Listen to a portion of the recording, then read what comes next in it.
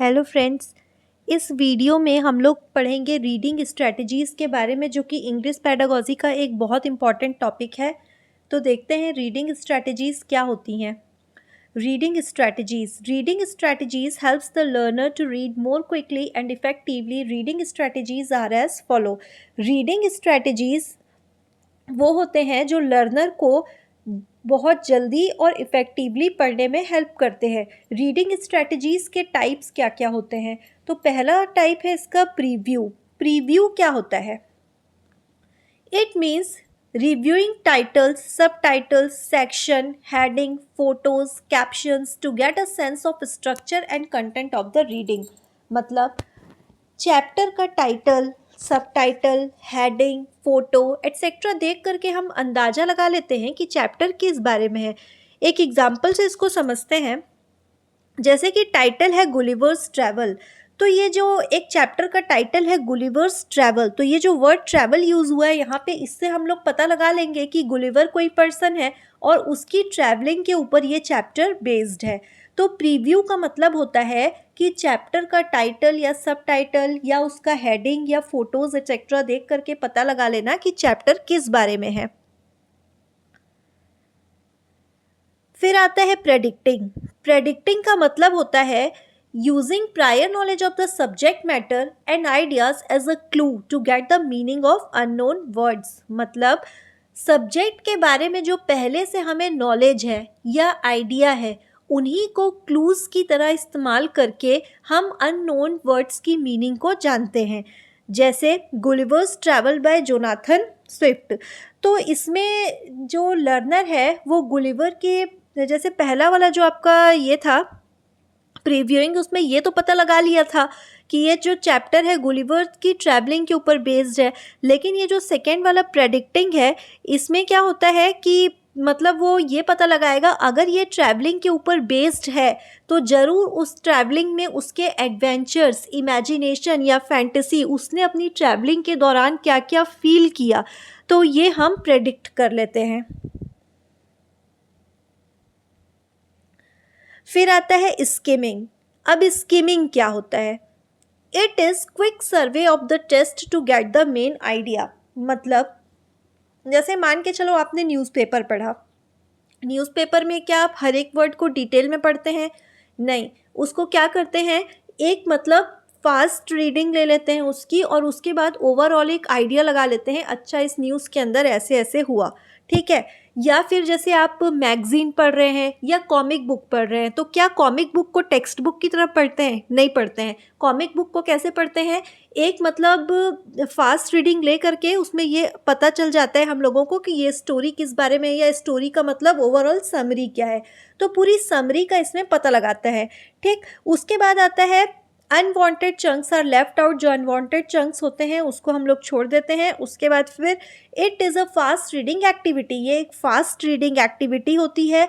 उसके बाद एग्जाम्पल देखते हैं इसका। In Gulliver's travel, when the learners quickly read the chapter to find out where did he go and was he saved और not, is known as skimming. मतलब जैसे Gulliver का travel मान के चलो हम लोगों ने जल्दी जल्दी पढ़ा, उसकी एक ओवरऑल स्किमिंग ले ली। अब स्किमिंग लेने के बाद हमको ये तो पता चल जाएगा कि गुलिवर कहाँ गया होगा, है ना, वो सेव हुआ होगा कि नहीं हुआ होगा, तो ये हम लोग एक स्किमिंग के दौरान पता लगा सकते हैं। फिर आता है स्कैनिंग। स्कैनिंग क्या होता है? जैसे कि आप एक छोटे से एग्जाम्पल से समझ लीजिए। जैसे डिक्शनरी है, डिक्शनरी में आप लोग क्या करते हैं, किसी वर्ड की मीनिंग को ढूंढने के लिए पूरी स्कैनिंग मतलब करते हैं उसकी, तो वो आपके डिक्शनरी में आता है। जैसे स्कैनिंग में आता है। It means examining everything closely and minutely. मतलब कि हमने इसमें हर एक चीज़ को बहुत क्लोजली और बहुत बारीकी से एग्जामिन करते हैं, जिससे कि हमें उसकी डिटेल इन्फॉर्मेशन पता चले। जैसे जब आप डिक्शनरी में कोई मीनिंग सर्च कर रहे हैं, ठीक, तो अब आप क्या करेंगे, सबसे पहले उस अल्फ़ाबेट को पकड़ेंगे। उस अल्फ़ाबेट को पकड़ने के बाद फिर उसको सर्च करेंगे कि ये वर्ड कहाँ पे है। वर्ड के बाद डिक्शनरी में क्या होता है, उसकी मीनिंग भी दी होती है, तो आप एक तरीके से उसकी डिटेलिंग में जा रहे होते हैं। इसी को बोलते हैं स्कैनिंग करना। When the learners read the chapter, Gulliver's travel in detail to know where did he go and how he behaved. मतलब इसमें गुलिवर ट्रैवल का चैप्टर क्या हुआ, डिटेल में पढ़ा गया, डिटेलिंग की बात होती है इसमें. This then it is known as scanning. फिर आते हैं सिंथेसाइजिंग में. सिंथेसाइजिंग क्या होता है? It means putting together informations to highlight important points and drawing conclusion at your own. मतलब एक साथ इंफॉर्मेशन जमा करके मेन पॉइंट्स को लिखो, फिर कंक्लूजन, इसको यहाँ पे कंक्लूजन कर लीजिएगा. कंक्लूजन को क्या करना है? अपने शब्दों में लिखना है. ठीक है, मतलब क्या करते हैं, एक साथ इंफॉर्मेशन पूरी रखते हैं बच्चे या फिर जमा करते हैं, उसके बाद मेन पॉइंट्स उसको लिखते हैं और फिर कंक्लूजन को अपने वर्ड्स में लिखते हैं. तो ये क्या होता है? सिंथेसाइज करना होता है, सिंथेसाइजिंग होता है ये. फिर है पैराफ्रेजिंग. पैराफ्रेजिंग क्या होता है? पैराफ्रेजिंग का मतलब होता है किसी बात को अपने शब्दों में लिखना. मतलब it means stopping at the end of a section to check comprehension.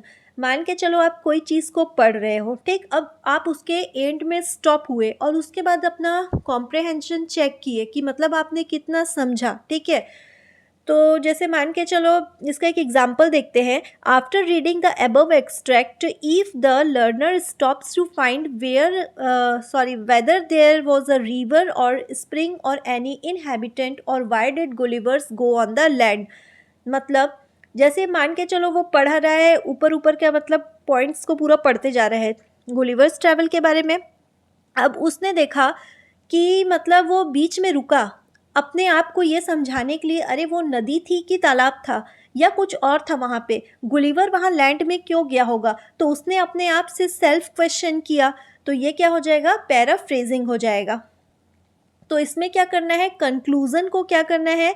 ये जो मतलब कंक्लूज़न है इसको ओन वर्ड्स में लिखना है, या फिर कंक्लूज़न नहीं, समरी.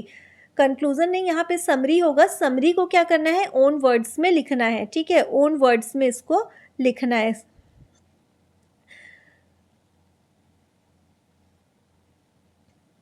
Thank you. अगर वीडियो पसंद आया हो तो लाइक, शेयर और सब्सक्राइब कीजिएगा.